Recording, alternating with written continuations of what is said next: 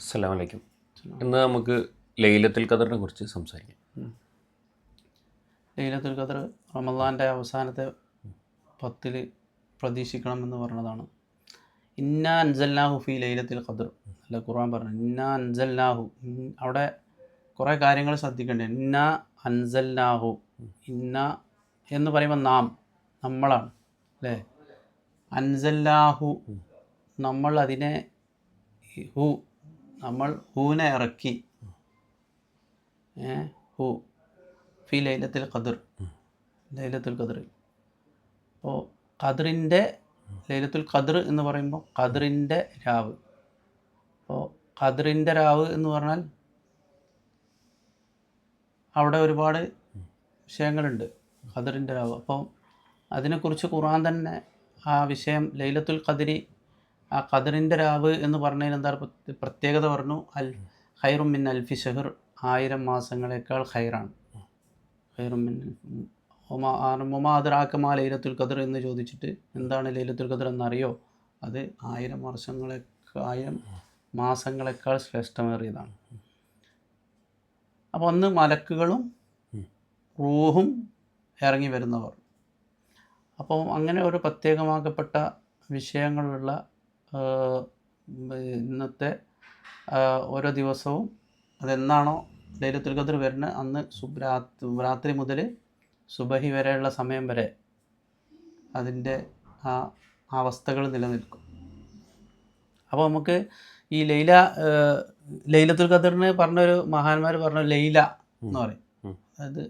അത് അള്ളാഹുവുമായിട്ടുള്ള സാമീപ്യത്തിൻ്റെയും ആത്മബന്ധത്തിൻ്റെയൊക്കെ ഓരോ ഇതിനെ കുറിക്കുന്നതാണ്. ലൈലത്തിനെ പോലെ അങ്ങനെ പ്രയോഗിച്ച്. അതേപോലെ ഒരു സാധാരണഗതിയിൽ പറയും, ഒരു മുഅ്മിനായ മനുഷ്യന്, ഇബ്നു അജീബ് റളിയല്ലാഹു പറയുന്നുണ്ട്, മുഅ്മിനായ മനുഷ്യന് ഏത് സമയം ലൈലത്തുൽ ഖദറാണ്. അപ്പോൾ ലൈലത്തുൽ ഖദർ എപ്പോഴും ഒരു മുഅ്മിനായ മനുഷ്യനെ സംബന്ധിച്ചിടത്തോളം അവൻ്റെ അവസ്ഥകളിൽ ഉള്ള ഒരു സംഗതിയാണ് ലൈലത്തുൽ ഖദർ. അപ്പോൾ ലൈലത്തുൽ ഖദർ എങ്ങനെ പ്രത്യേകമായൊരു സമയത്ത് എന്നുള്ളത് അത് പൊതുവായ മുസ്ലിമീങ്ങൾക്കും മൊത്തം ലോകത്തിനുമൊക്കെ അങ്ങനെ ഒരു വ്യവസ്ഥാപിതമായൊരു ദിവസവും ഒരു സന്ദർഭമുണ്ട് ഖുർആൻ പറഞ്ഞ പോലെ. എന്നാൽ അതിൽ പ്രത്യേകക്കാരാക്കപ്പെട്ട ആൾക്കാരുണ്ട് പ്രത്യേകമായ സന്ദർഭങ്ങളിൽ ആ ലൈലത്തുൽ ഖദർ. എന്നാൽ അതിലുപരിയായിട്ട് ആ ലൈലത്തുൽ ഖദറായി മാറിയ ആൾക്കാരുണ്ട്.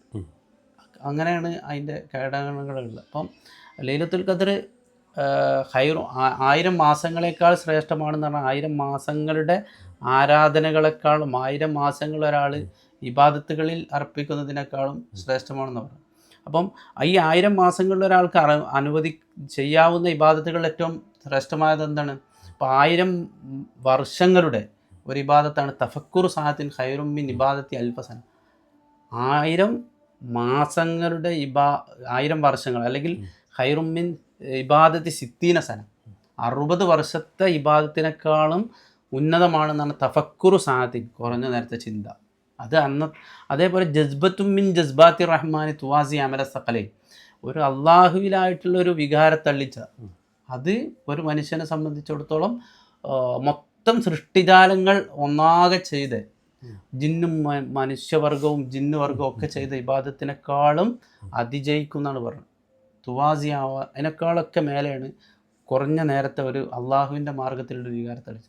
അപ്പം ആ കുറഞ്ഞ നേരത്തെ തഫക്കുറും കുറഞ്ഞ നേരത്തെ ജസ്ബയും, ഈ ജസ്ബയും ഉണ്ടെങ്കിൽ തന്നെ അത് ഏത് നിമിഷവും ലൈലത്തുൽ ഖദറിനേക്കാളും ഉത്കൃഷ്ടമായൊരു സാധനം ഏത് മനുഷ്യന് ഏത് നേരത്തും നേടിയെടുക്കാൻ പറ്റും.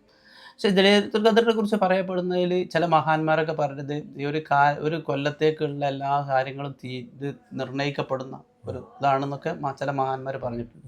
അത് ബറാത്ത് രാവിലാണും എന്നും ഉണ്ട്. പക്ഷേ ഈ ലൈലത്തുൽ ഖദറിൻ്റെ രാവിനെ കുറിച്ചും ഒരു കൊല്ലത്തേക്കുള്ള എല്ലാ കാര്യങ്ങളും തീരുമാനിക്കപ്പെടുന്ന ഒരു വിഷയം അതിന് പറയപ്പെട്ടിട്ടുണ്ട്.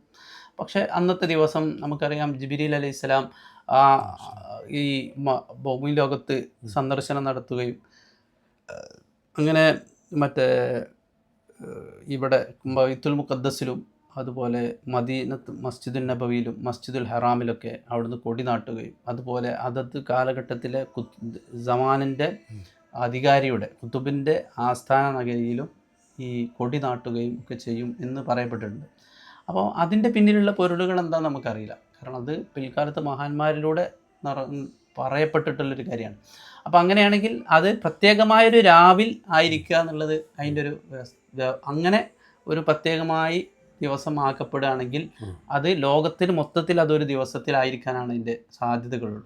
അപ്പോൾ ആ ദിവസത്തിൻ്റെ ഒരു ഫലായിൽ കിട്ടുക എന്ന് പറയുന്നത് ആ സമയം ഇറങ്ങുന്ന സമയവുമായി ബന്ധപ്പെട്ടിട്ടാണെങ്കിൽ ലൈലത്തുൽ ഖദ്ർ ഇറങ്ങുക എന്നൊരു പ്രയോഗം പണ്ടുണ്ട്. അപ്പോൾ അത് ആ പ്രത്യേകമായ സമയത്തിൽ കിട്ടേണ്ടി വരും. അപ്പം ആ പ്രത്യേകമായ സമയം എന്ന് പറയുന്നത് പലപ്പോഴും നമ്മളിപ്പോൾ ഈ ഗൾഫ് രാഷ്ട്രങ്ങളും നമ്മൾ തമ്മിലുള്ള വ്യത്യാസങ്ങളൊക്കെ വരുമ്പോൾ ഇപ്പോൾ ഈ ഒറ്റയിട്ട രാവുകൾ എന്ന് പറഞ്ഞാൽ അവിടെ ഒറ്റയിട്ട രാവുകൾ, ഇവിടെ ഇരട്ടയിട്ട രാവുകളാണ്, ഇവിടെ ഇരട്ടയിട്ട രാവുകൾ, അവിടെ ഒറ്റയിട്ട രാവുകളാണ്. പ്രത്യേകിച്ച് ഇപ്പോൾ മക്ക, മദീന, ഹറമുകളൊക്കെ ബൈത്തുൽ മുഖദ്ദസ് ഒക്കെ ഉൾപ്പെടുന്ന സ്ഥലത്ത് ഒരു സമയത്തും നമ്മൾ ഇന്ത്യക്കാരൊക്കെ വേറെ സമയത്തൊക്കെയാണ്. അപ്പം ഇത് എങ്ങനെയാണ് ഇതിൻ്റെ കിടപ്പ് വരിക എന്നുള്ളത് നമുക്ക് വളരെ ആലോചിക്കേണ്ട ഒരു കാര്യമാണ്. കാരണം എന്താണെന്ന് വെച്ചാൽ അത് ലോകത്തിന് മൊത്തത്തിൽ ഇത് നിർവഹിക്കപ്പെടുന്ന രാവ് എന്നുള്ളത് ഒരു രാവായിട്ട് വരുമ്പോൾ അത് കൃത്യമായ സമയം എന്ന് പറയപ്പെടുന്നത് അപ്പോൾ ഒരു കണക്കിന് നമുക്ക് ആദ്യത്തിന് തന്നെ നബി സല്ലല്ലാഹു അലൈഹി വസല്ലം അത് പറയാതിരുന്നത് തന്നെ നന്നായി. കാരണം എന്താണെന്ന് വെച്ചാൽ അത് ഇന്ന സമയമാണ്, ഇന്ന ദിവസമാണ് എന്ന് പറഞ്ഞിട്ടുണ്ടെങ്കിൽ ഈ ദിവസത്തിൻ്റെ വൈവിധ്യങ്ങൾ അന്നത്തെ കാലം മുതൽ ഇന്ന് വരെ തുടരല്ലേ. കാരണം ഒരു സ്ഥലത്ത് മാസം കണ്ടോ മാസം കണ്ടില്ലെന്ന് മറ്റു ദേശക്കാരൻ അറിയുന്നില്ല. അപ്പം പല സ്ഥലത്തും പല രൂപത്തിലാണ് ഈ കാര്യങ്ങൾ ദിവസങ്ങൾ മുമ്പ് കാലം മുതലേ നടന്നിട്ടുള്ളത്. ഇപ്പം നമുക്ക് അറിയാൻ സംവിധാനം ഉണ്ടായിട്ട് പോലും നമുക്ക് അതിനെ ഒരു ഏകോപിതമായ രൂപത്തിലേക്ക് നമുക്ക് കൊണ്ടുവരാൻ പറ്റാത്ത സാഹചര്യം. അപ്പം ഇതിനെക്കുറിച്ചുള്ള ഓരോ നാടുകളിൽ വരുന്ന വൈവിധ്യങ്ങളും വ്യത്യാസങ്ങളും വരുമ്പം ആ വ്യത്യാസങ്ങൾക്കനുസരിച്ച് നമുക്ക് എന്ത് ചെയ്യേണ്ടി വരും, ലൈലത്തുൽ ഖദ്റിനെ എല്ലാ രാവുകളിലും പ്രതീക്ഷിക്കുക എന്നുള്ളൊരവസ്ഥയാണ് അതിൻ്റെ ഏറ്റവും ഉചിതമായ ഒരു മാർഗ്ഗവും അതാണ്. അപ്പോൾ ആളുകൾ കൂടുതൽ അവസാനത്തെ 10 കൂടുതൽ സമയങ്ങളിൽ ഇബാദത്തുകളിലേക്ക് ശ്രദ്ധ ചെലുത്തുകയും കാര്യങ്ങളൊക്കെ ചെയ്യുന്നു. അപ്പോൾ നമുക്കത് ഇന്ന ദിവസം എന്ന് പറയുന്നതിൽ യാതൊരു അർത്ഥമില്ല. അത് ഇറക്കപ്പെടുന്ന അതെന്നാണോ ആ ലൈലത്തുൽ ഖദ്ർ ഇറങ്ങുക എന്ന് പറയുന്ന ഒരവസ്ഥ ഒരു സംഭവം ഉണ്ടെങ്കിൽ പല ആൾക്കാരും പല കാലഘട്ടങ്ങളിലും പല സമൂഹങ്ങളിലും നമുക്കറിയാം ഇങ്ങനെ ലൈലത്തുൽ ഖദ്ർ ഇറങ്ങിയതായിട്ട് കണ്ടത് ഒരു റിവായത്തുകൾ ഒരുപാടുള്ളതാണ്. അപ്പോൾ ഈ ലൈലത്തുൽ ഖദ്ർ എപ്പോൾ ഇറങ്ങുന്നുണ്ടോ അപ്പോഴാണ് രാവ്. അതല്ലാതെ അത് കൃത്യമായൊരു രാവിൽ കൃത്യമായൊരു രാത്രിയിൽ എന്ന് നമ്മൾ കാണുന്നതിൽ ഒരു പ്രത്യേകിച്ച് അർത്ഥമൊന്നുമില്ല. അപ്പം അത് എപ്പോഴാണെന്ന് ഇറങ്ങുന്നത് എന്ന് അതിൻ്റെതായ കശ്ഫുള്ള മഹാന്മാർ കശ്ഫിനനുസരിച്ച് അവരുടെ പക്ഷേ ഏറ്റവും ഉപരിയായി ഈ പരിശുദ്ധമാക്കപ്പെട്ട നമ്മൾ പറയും ഖാദിരിയ, ഇപ്പോൾ നമ്മൾ ആ ഖാദിരിയ വഴികളിലൂടെ പോകണം. അതിൽ ഖദറ യഖ്ദുറു ഖദ്റൻ ഫഹുവ ഖാദിറുൻ അല്ലേ, ആ ഖാദിറാണ്. അപ്പം നമ്മൾ ഈ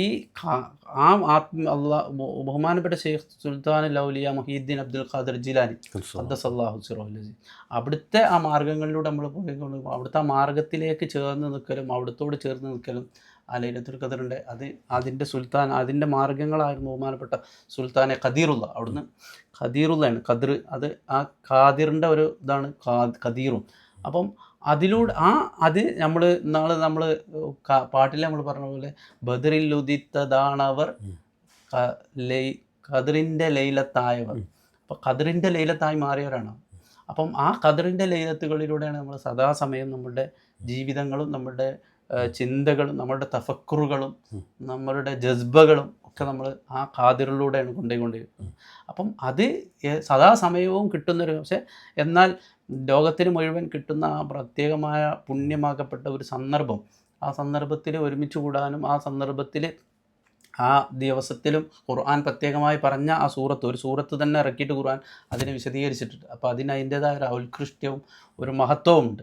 അപ്പോൾ ആ മഹത്വത്തിൽ പങ്കുചേരുക എന്നുള്ളതും നമ്മളെ സംബന്ധിച്ചിടത്തോളം ഏറ്റവും പ്രധാനമർഹിക്കുന്ന ഒരു കാര്യമാണ്. അപ്പം ആ ദിവസത്തിൽ ആ രാവിൽ അള്ളാഹു സ്വീകരിക്കപ്പെടുന്ന അമലുകൾ അതുപോലെ ആ ലൈലത്തുൽ ഖദ്റിൻ്റെയും റമദാനിൻ്റെയും പൂർണ്ണമായ തൃപ്തി അടയുന്ന ആളുകളിൽ അള്ളാഹു നമ്മളെ ഉൾപ്പെടുത്തട്ടെ എന്നുള്ള ദുആ കൊണ്ട്